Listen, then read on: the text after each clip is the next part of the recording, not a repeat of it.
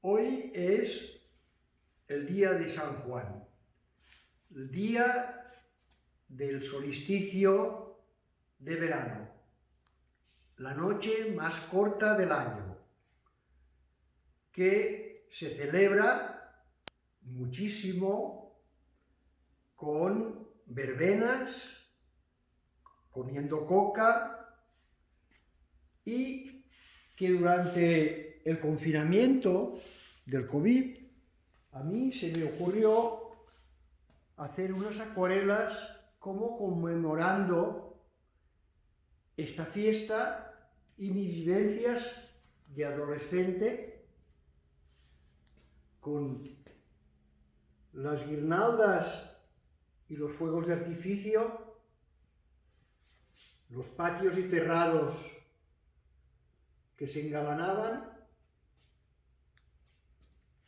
las parejas que se vestían elegantemente, cada uno como podía, los varones con traje y corbata, porque era una noche especial, de las pocas noches en que se podía salir de fiesta en aquellos tiempos.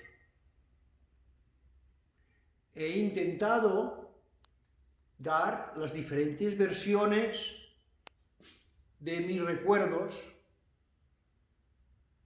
haciendo alguna actualización de personajes y recordando personas y lugares donde yo disfruté de estas fiestas.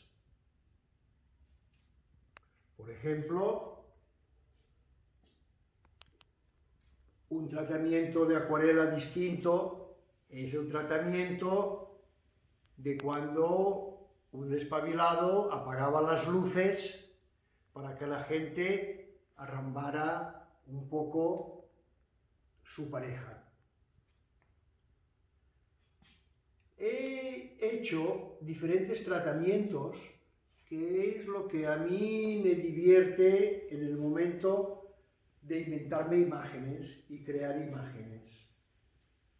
Aquí hay la imagen de las luces, es otra manera de ver, porque mi sistema es hacer cada acuarela una por una y dejar que fluya lo que podríamos decir en un tono un poco pedante, la inspiración del momento.